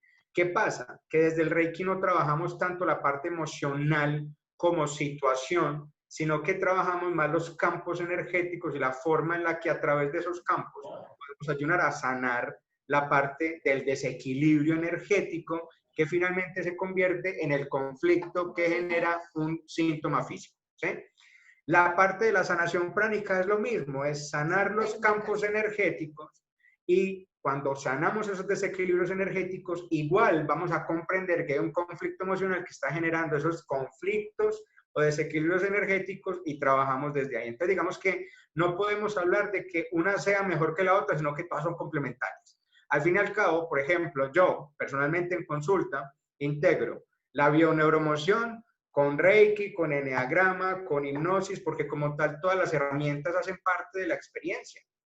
Entonces, cuando yo descubro un síntoma, el origen de un síntoma, puedo trabajarlo con Reiki, puedo trabajarlo con sanación pránica, puedo trabajarlo con hipnosis. ¿Sí? Ahí ya simplemente el uso de la energía, de la herramienta, es según cómo uno se sienta más cómodo también y cómo sientas que te vibra más. Hemos empezado a integrar aromaterapia. También. Entonces, son diferentes Todo. Es entender que hay diferentes técnicas. De abordaje. Como tal. Y Anita, yo tengo una pregunta con respecto a lo que manifestaste ahora de la polaridad, diestro, zurdo, ahí también viene a contar un tema de la edad de la mujer. No, que a cierta edad de pronto puede invertirse como esa... El pack Entonces, hormonal afecta Sí. obviamente el para que tema. por favor lo aclares. Bueno, ya después, digamos, cuando llega la etapa de la menopausia, lo que sucede es que hay una baja en la producción de hormonas femeninas.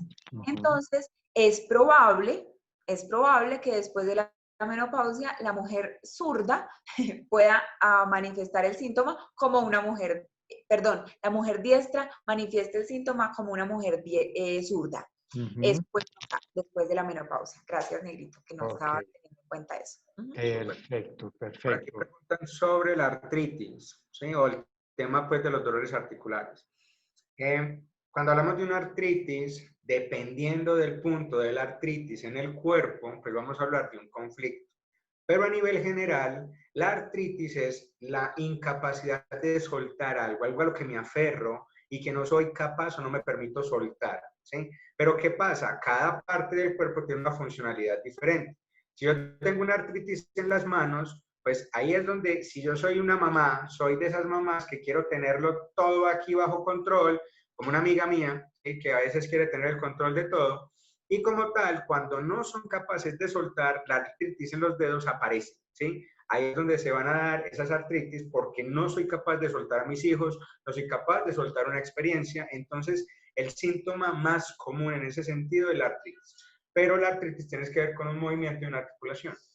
Sí, el conflicto general, digamos que afecta a las articulaciones, es un conflicto de desvalorización. Entonces, es importante, digamos, ver cuando habla de los padres, normalmente la artritis también es un síntoma, no siempre, depende, cada caso es distinto, pero se presenta en personas muy adultas, ¿cierto? Que ya pasan cierta edad y que empiezan también a, entre comillas, sentir que pierden el control de algo, pero también que pierden la posibilidad de hacer ciertas cosas y eso, digamos, se asocia a ese conflicto de desvalorización, porque es sentir que ya no son suficientemente productivos, que ya no son los proveedores, que ya alguien se tiene que hacer cargo de ellos en algunos niveles. Entonces, digamos que el pilar es un tema de desvalorización. Y como lo decía Felipe, depende también, entonces, del lugar. Porque si es en la rodilla, tiene que ver con algo a lo que no es capaz de ceder, de no bajar la ceder, cabeza. me toca bajar Si es en las muñecas, tiene un conflicto con el trabajo. Si es en los dedos, dependiendo del dedo, hay un conflicto específico. O sea, aquí nos podemos quedar hasta mañana y no terminamos de dar como todo el tema. Pero, pues tenemos un ciclo de 80 horas, sí. Ya se podrán imaginar. Entonces, pues a la pregunta siguiente, que es ¿dónde en Medellín se puede estudiar? Pues ya como le está diciendo el negro, dentro de Equilibrarte nosotros vamos a dar esta información para el que quiera formarse también, recibir la información y poder aplicarlo también en su día a día, sea desde la parte terapéutica o sea desde la parte individual, personal, ¿sí? Así, con el negrito a través de Equilibrarte y en algún momento, así como el negro estuvo con nosotros en el diplomado que nosotros hacemos, que también entregamos toda esta información y un poquito más, ¿sí? Ahí podemos en algún momento intercambiar información a través de Equilibrarte, Jenny, ¿ok? Con mucho gusto. Bueno, veo que no hay más preguntas. Llevamos ya 1 hora y 40 minutos y bueno, aquí... ¿Puede preguntar que no sea a través del chat? Claro, adelante, adelante. Ok. Es que yo no recuerdo si fuiste tú, Dianita, o Felipe, que ustedes hablaron de unas etapas por las cuales atraviesa la enfermedad. Sí. Algo así, exacto.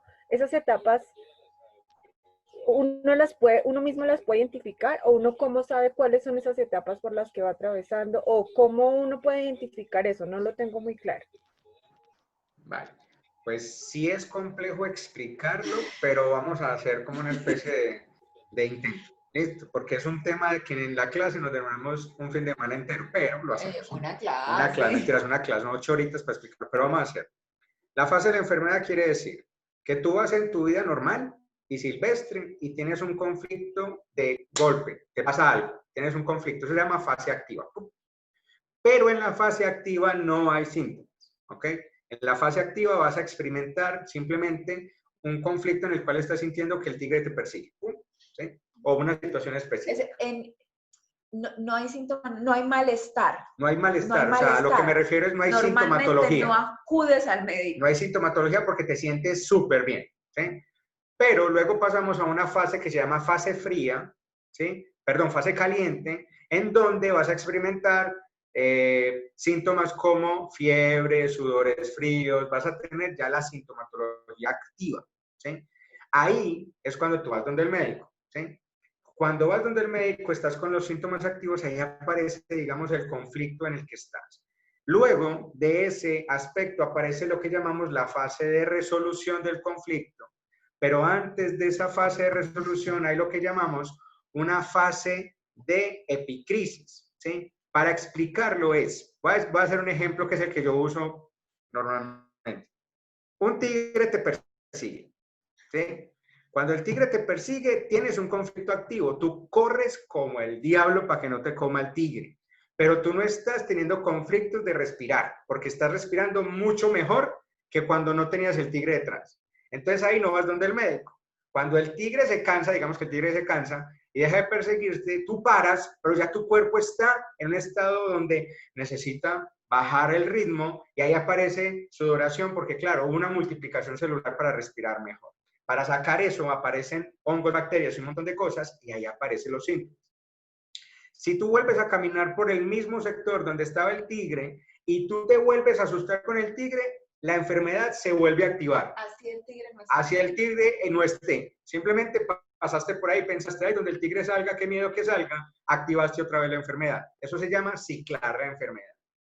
Pero si pasas por el lugar donde estaba el tigre y no te asustas ni pasa nada, entras en lo que llamamos fase de resolución final o fase de sanación final del cuerpo, y ahí es donde ya terminas el proceso de sacar el síntoma, por decirlo de alguna manera.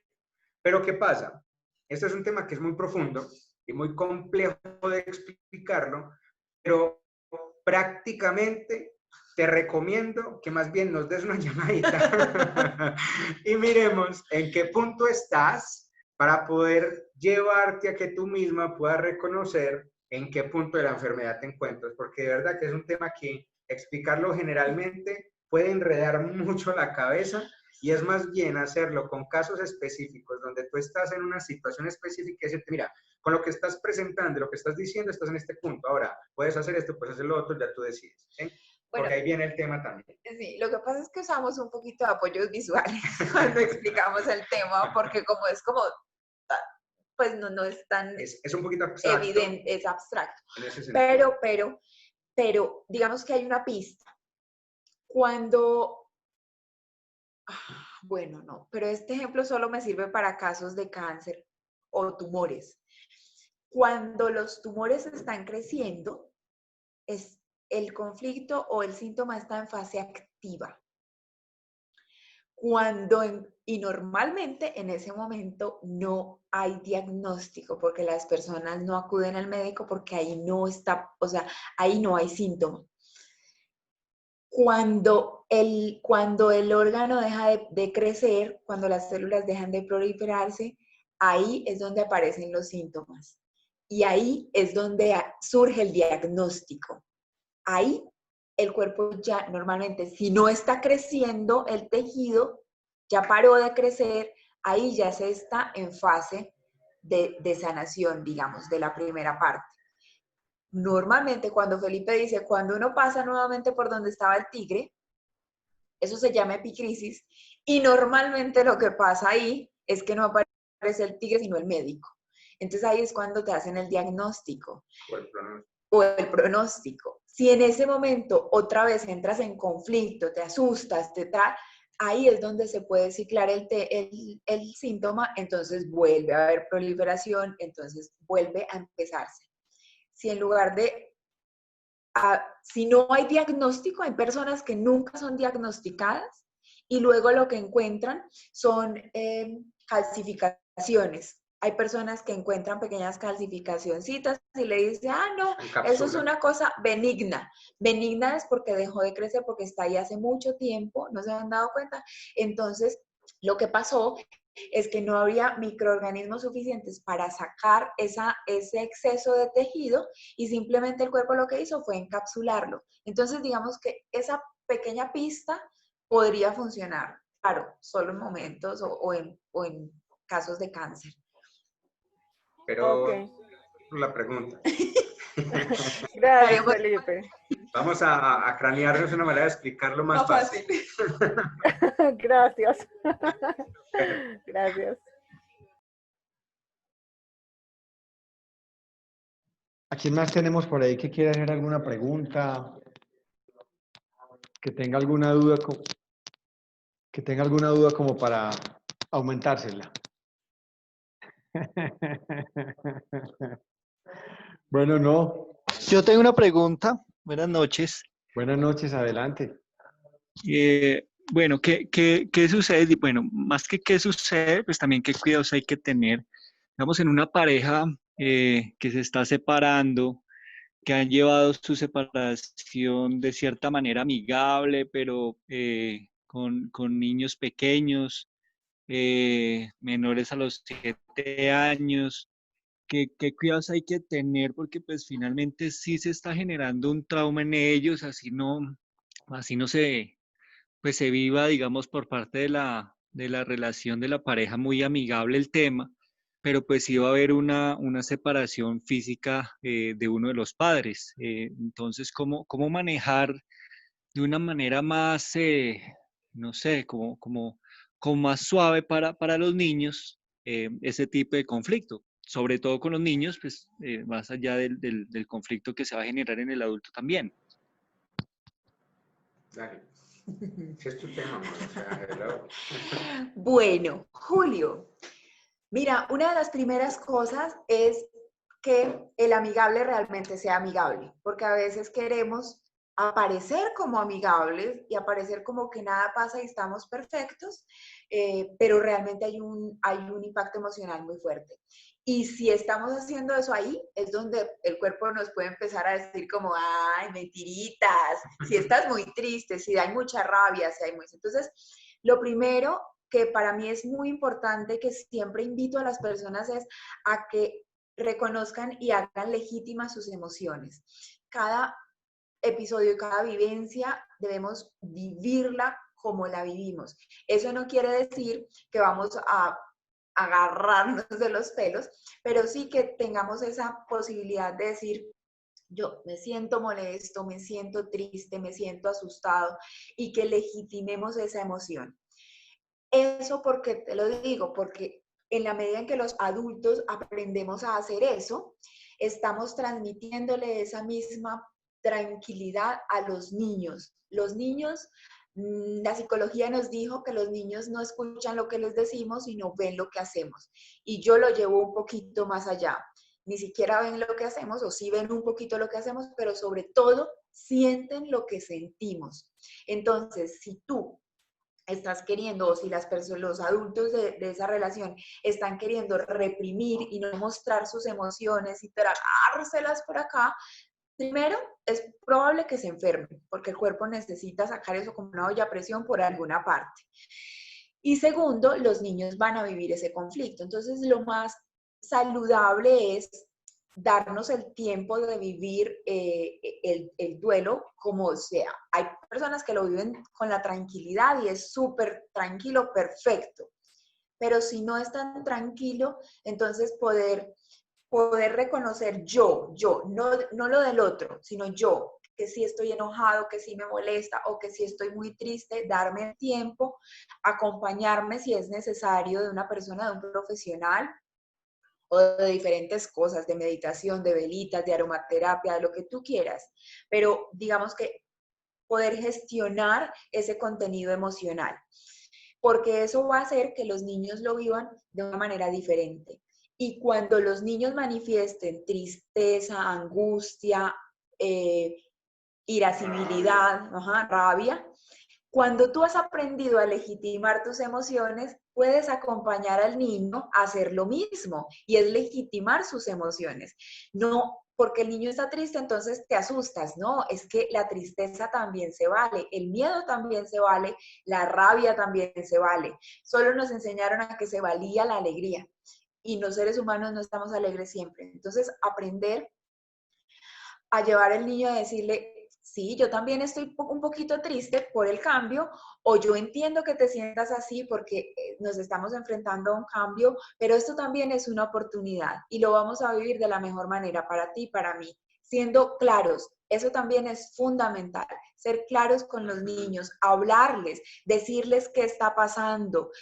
Ojo, decirles qué está pasando desde la armonía, no es que tu papá es lo peor y entonces yo me tengo que ir. No, mira, estamos viviendo un proceso de transformación y hacerlos partícipes. A veces a los niños es como, ellos como son niños, entonces no hay que explicarles nada, no hay que decirles nada,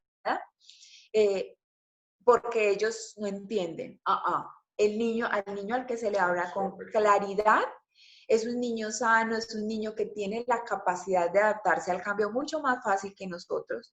A veces queremos y nos sentimos agredidos porque el niño se adapte tan fácil.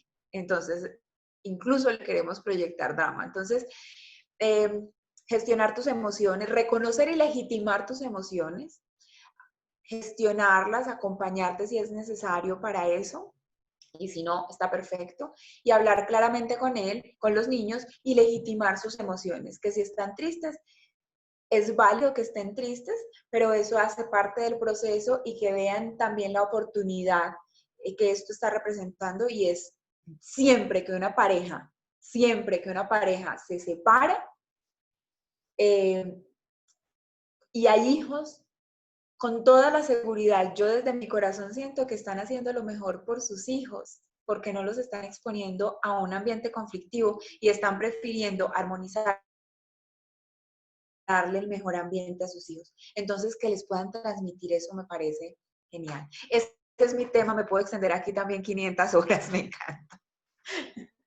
Muchas gracias, muchas gracias. A ti. Un gusto. Bueno, amigos, yo creo que ya damos por terminado nuestro conversatorio el día de hoy. Pipe, Dianita, mil gracias por ese amor con que entregan su información, por esa entrega, por todo lo que proyectan a través de lo que conocen, saben y lo toman, y es para ustedes su propósito y su pasión. Entonces yo creo que vamos a tener que hacer otro conversatorio. Este es un tema muy apasionante y que es todo el extenso del mundo. Entonces los volveré a invitar para otro conversatorio. Terminamos nosotros aquí de estructurar lo que queremos hacer a través de Equilibrarte con ustedes. Y bueno, les informaremos a todos nuestra familia Equilibrarte qué es lo que vamos a hacer. Mil y mil gracias. Me encantó verlos. Un abrazo gigante, una feliz noche para todos. Gracias por estar aquí, por su tiempo, por compartir todo esto que nos mueve a todos y bueno, que sigan disfrutando de este regalo que nos han dado llamado pandemia, COVID, mejor dicho, como lo quieran llamar. Ojalá le estén sacando el mejor provecho a este momento de quietud y de introspección. Un abrazo para todos. Nuevamente, Pipe y Anita. A ti. Mil y mil gracias. Gracias, de verdad que es una bendición que nos permitas estar aquí, interactuar, compartir esto que nos apasiona. Perdóname, antes de Claro. Julio, creo que nos está escribiendo para el contacto. Claro, les voy a... ahí, por favor, tu teléfono, vamos a escribirles, todo. nos encuentran Insight FID, así ya les envié, ese es el usuario de Instagram, asimismo nos encuentran en Facebook y ahí nos pueden escribir directos, ahí tenemos el teléfono, todos los datos. Insight FID, esa es nuestra cuenta, entonces a todas las personas que quieran contactar con nosotros, invitarlos a que nos sigan en nuestras redes porque siempre estamos poniendo ahí informacioncita y cosas que hacemos, espacios que abrimos. No sé si puedo hacer una cuña. Adelante, por Dios. En privado No, a todos. No, mira. Perdón, no, sí, por favor, no lo pandan porque no se ve. Gracias. Acá. El sábado El sábado de 9 de la mañana a 1 de la tarde, este sábado 1 de agosto, tenemos un taller de relaciones, se llama Relaciones Conscientes y tiene que ver con equilibrar el poder de la energía masculina con la magia de la energía femenina. Súper invitados, toda la información está en las redes, en Insight nos encuentran en Instagram y en Facebook de la misma manera. Se pueden inscribir, son 4 horitas. Entonces, y ahí en el link que está en Instagram está toda la información. Pues si quieren, vale 70,000 pesos.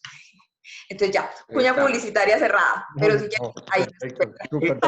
Gracias, muchas bendiciones a todos. Gracias por permitirnos ser parte de esta experiencia y nos seguiremos viendo. Igual nosotros te vamos a invitar a nuestro live también en algún momento cuando cuadremos.